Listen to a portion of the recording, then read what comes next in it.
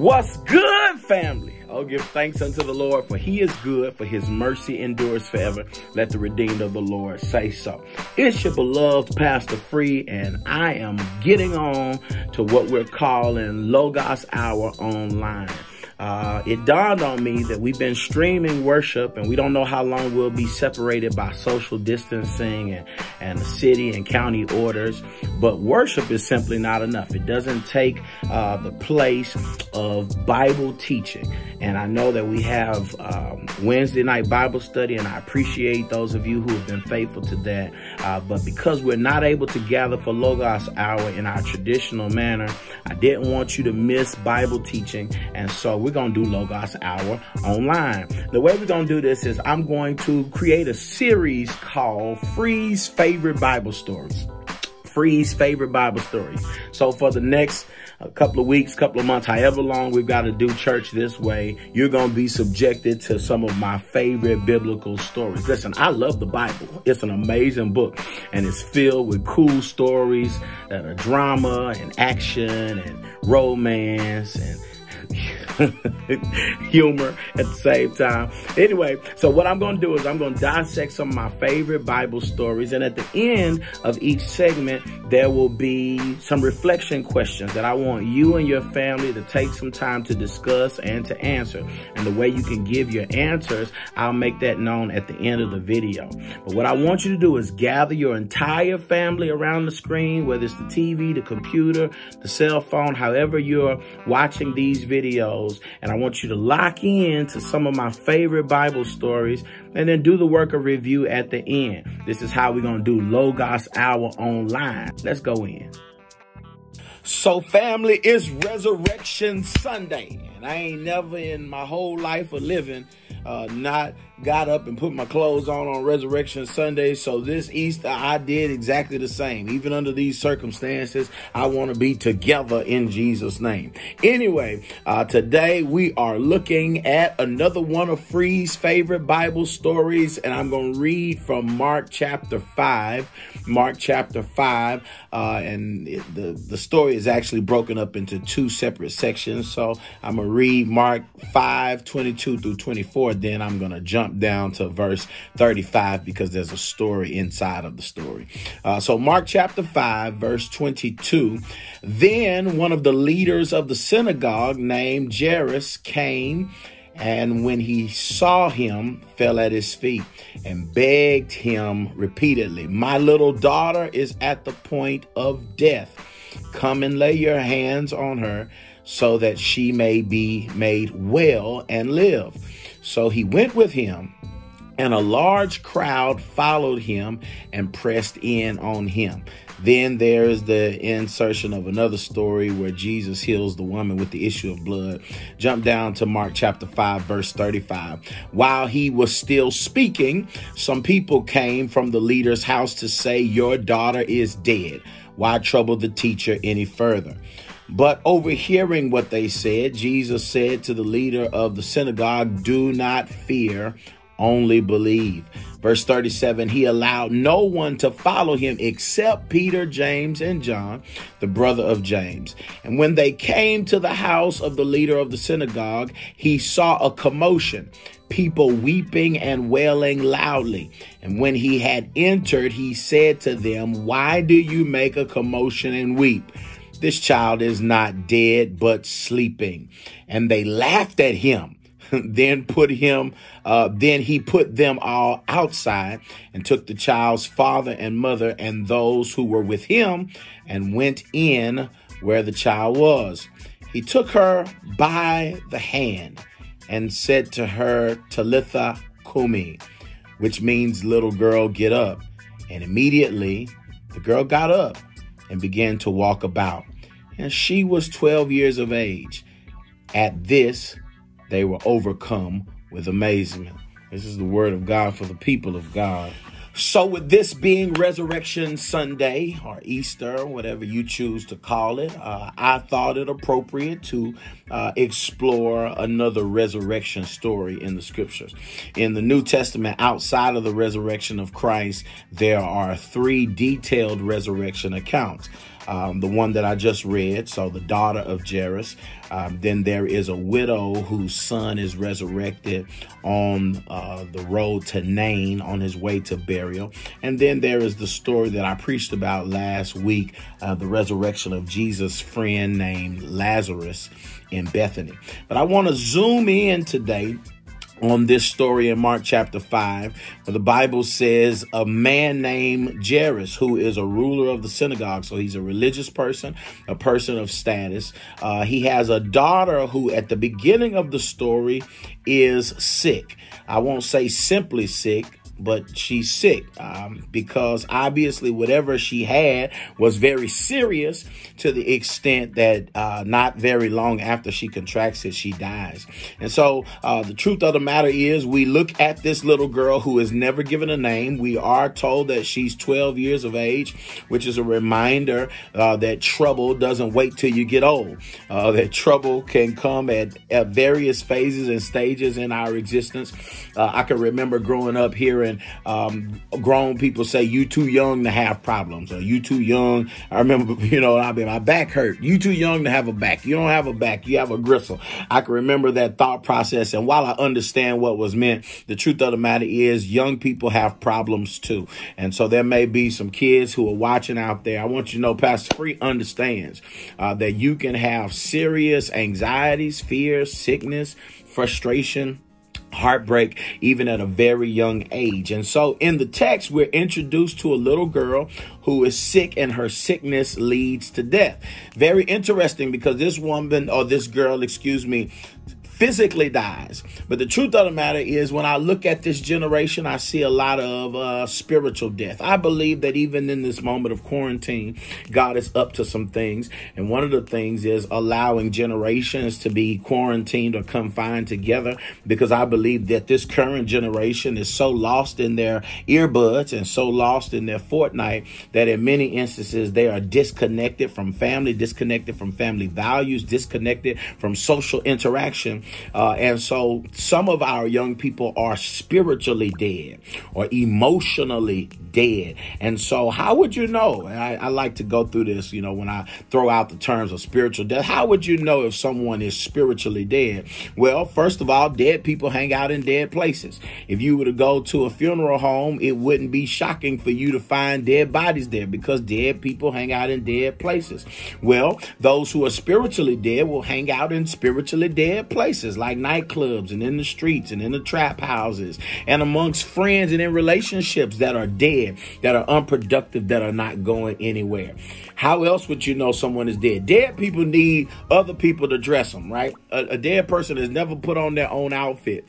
They need someone to dress them, to put clothes on them, to shave them, to style their hair. And in the same way, those who are spiritually dead don't make decisions about what you wear or how you present yourself. You allow the culture, you allow your surroundings, you allow those who influence your life to tell you what looks good on you. And so many times I see people, especially young Christians, who are dressing and presenting and acting in a way that is not becoming of a Christian, not even a good representation of their family, but because this is what the culture says is hot, this is what the culture says is fly, this is what the culture says is in, and many times we conform to the culture. That's symptomatic to me of being spiritually dead.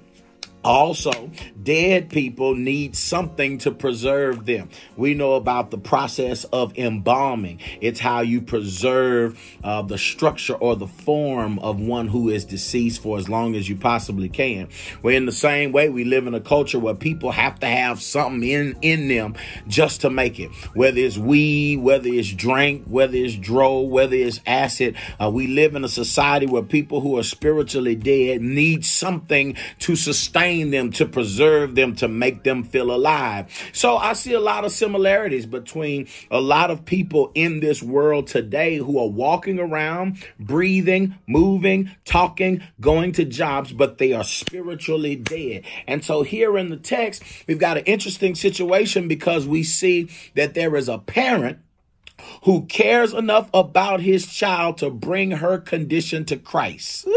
There is a parent who cares enough about his child's condition to bring it to Christ. I'm going to pause parenthetically to let any parent who's sitting here watching this in isolation while your child is in the room sleep or your child is in the room playing, to pause and make sure that you are putting your child in a place where they can encounter Jesus Christ for themselves. I'm pausing in 5, 4, 3, 2.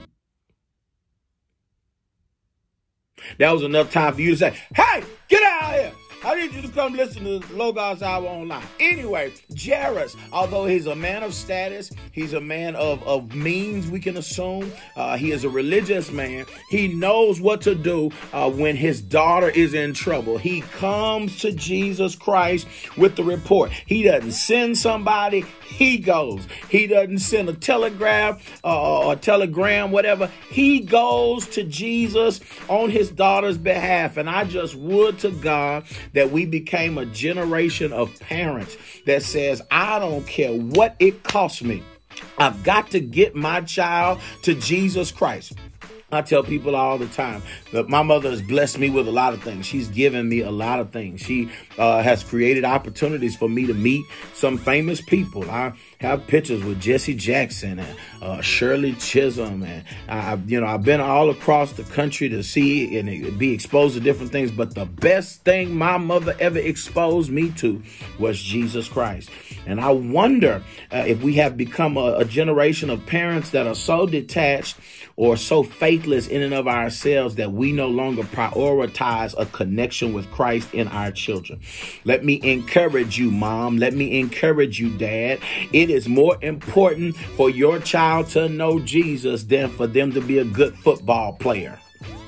It is more important for your child to know Jesus than for them to have a job at 14 and 15. It's more important for your child to have a relationship with Jesus and learn to prioritize and serve him than it is for them to play AAU basketball. Some of us have ambitions for our children that are simply unrealistic. We put them in all of these sports and letting them have fun, thinking that there's a future in it. But guess what? When their bodies failed, when they get cut from teams, they're going to still need Jesus. I wish I had a witness right there. And so Jairus, he cared and he carries his child's condition to Jesus Christ.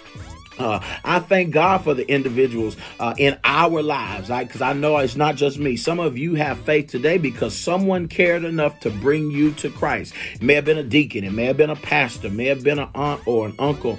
But individuals who literally made sure that you had enough God in you so that in times of trouble and when you got to a point of accountability for yourself, you could reach out to God. This is what we see in the picture. Now, I think I need to go ahead and say this before I go to the next thing. Jairus is religious. He has riches. He has some status, but it doesn't stop him from having struggles.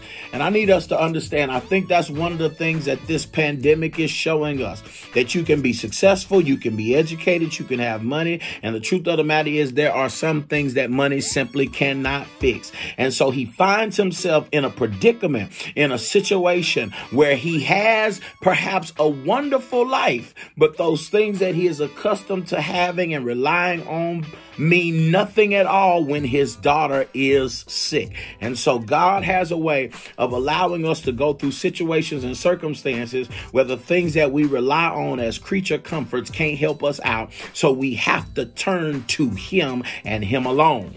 Let me press on. So the word of God says that there is a man who is a religious man who has status and position, and his daughter is sick. It's a serious sickness, and he has the sense to take her condition to Christ. He goes and he is telling Jesus all about his troubles, and the word of God says Jesus has made the decision to go with him to his house. That's good news, because there's a reminder that if we will involve Christ, Christ will get involved. Let me rewind that and say it one more time. If we involve involve Jesus. Jesus will get involved. He makes a decision to go to this man's house, and he is going to work in his life. And lo and behold, when Jairus is hopeful because Jesus is on the way to my house, a woman jumps in front of him in the line of miracles. And the word of God introduces us to this woman who's been sick for many years, hemorrhaging with blood, and she touches the hem of his garment. We know that story. The only reason that I mention it in this is because what do you do when it feels like you have been waiting on God for a long time and God is blessing other people in front of you? What do you do when it feels like people are cutting in line?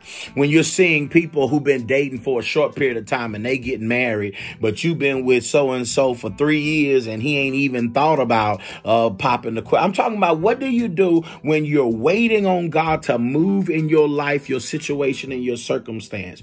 Well, you remember that delay is not always denial. God is a God of timing. And I think I said it to you before. God does not work in Chronos time. That's the time that's on the clock. He works in Kairos time. That's God's time. That's due time, if you will. That's at the proper time. And so in many instances, I know what it's like to be frustrated and say, God, I need you to hurry up. I've been waiting on you for a long time and you're blessing everybody else, and I have to just kind of sit by and watch. I have been there, friend. Trust me, you're not by yourself. I know what it's like to be angry with God because you're waiting on him to do, and you feel like you're doing everything you're supposed to do, and there has been no response from heaven. Well, the word of God reminds us that just because God hasn't done it yet doesn't mean God is not going to do it.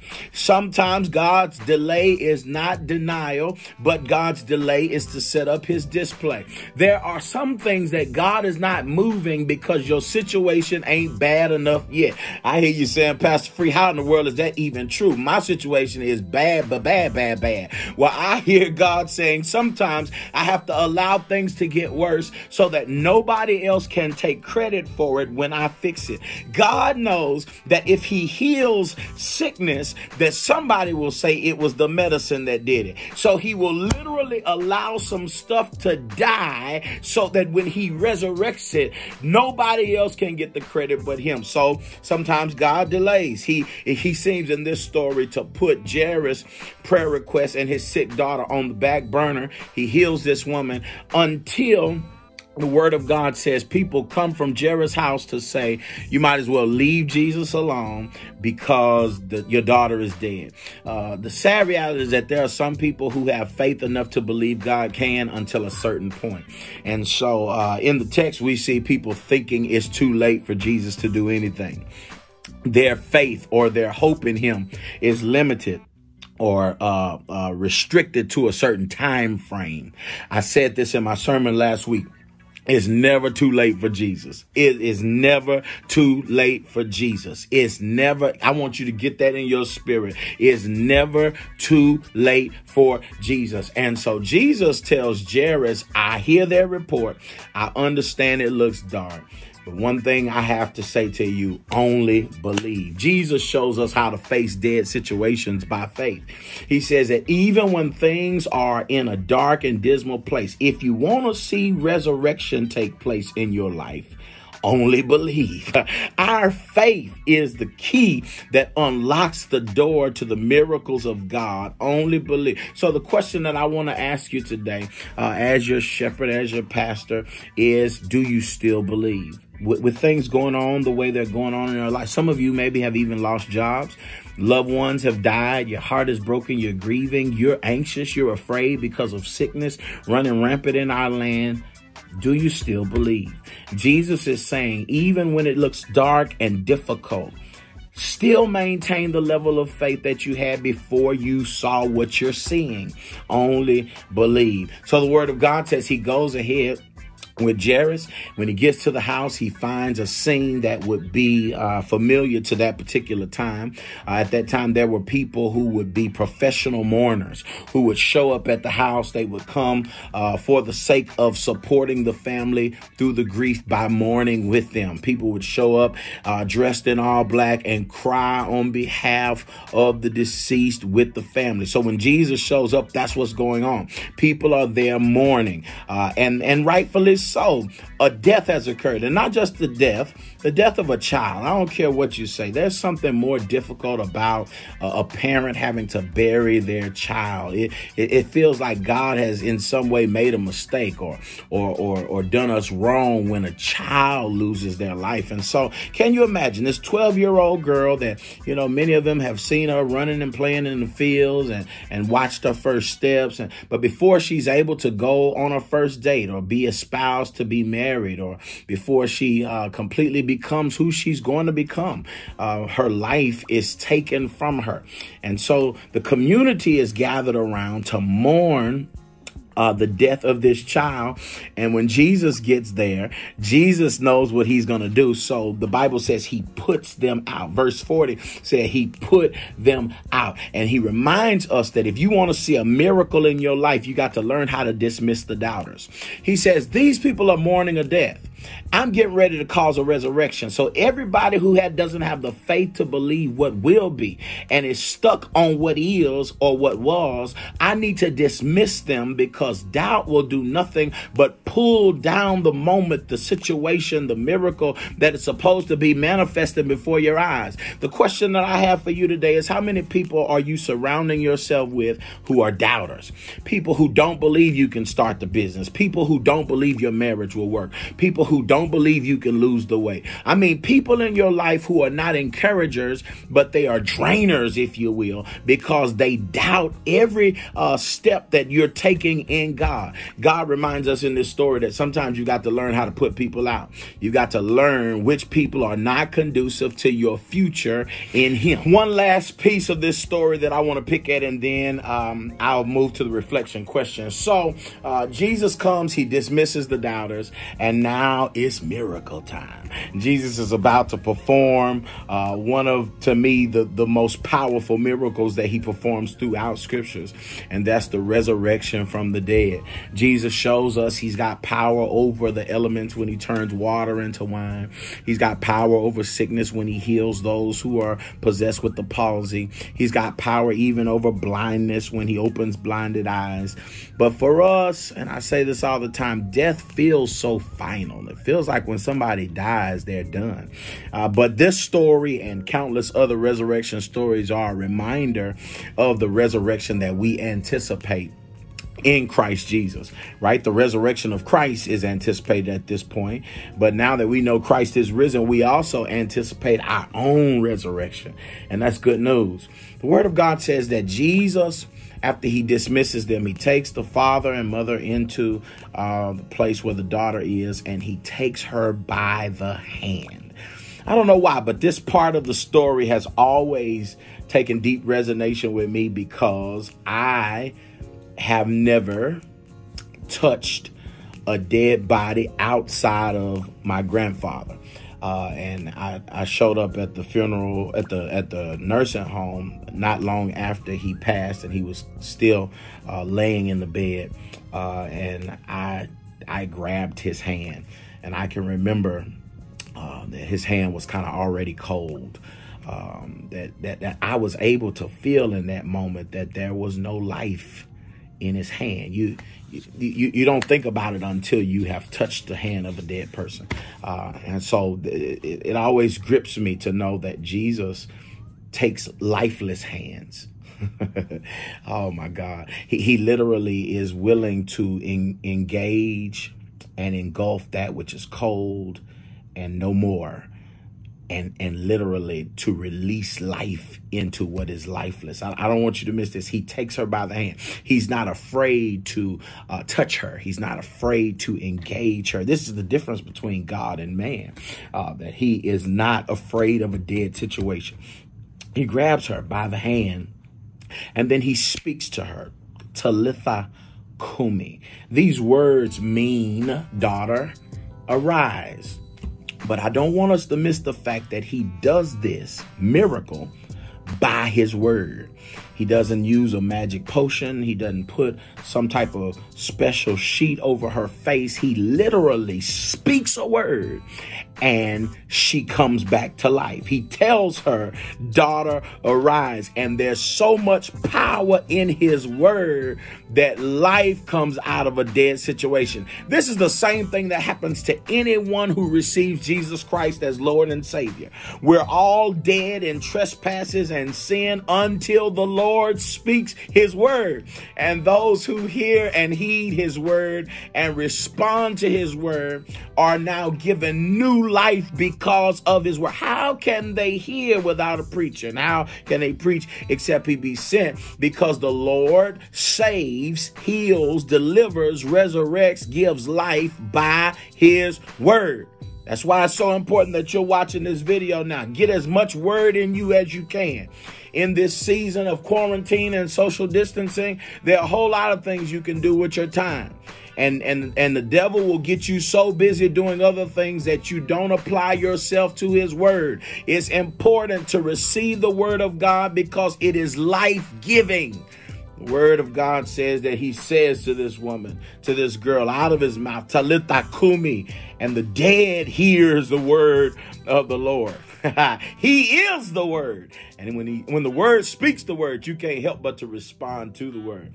And so the Bible says she gets up. This girl who has been lifeless, I'm not talking about sick, not in a coma. She was dead. But she responds to the word of Jesus Christ and she gets up and is given another chance. I don't know about you, friend, but I see the grace of God all throughout this passage. Because just like this girl, I was spiritually dead. I thank God that I had a parent who brought my case to Christ. And I thank God that at various seasons in my life, I felt like I had to wait on him and watch other people be blessed. But whenever God shows up, when it's my time, it'll be worth the wait. Help me, Holy Ghost. And so the word of God says that resurrection comes by the power of his word. He's not afraid of a dark, dead, or dismal situation. So much, so many principles in this story. So I'm sure you can see why this is one of Free's favorite Bible stories.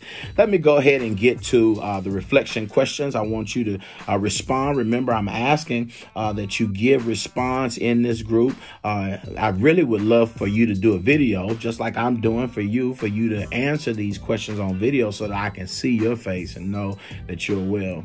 The first question for reflection: what are the problems that you see in the story? What are the problems that you see in the story? And I'm saying problems because to me, there are multiple things at play in this particular Bible story. So what are the problems that you see in the story? Number two, what are some things that you would like to see resurrected in your life or in the world? What are some things that you would like to see resurrected in your life or in the world? Question number three, how do you see God's grace in this story? How do you see God's grace in this story?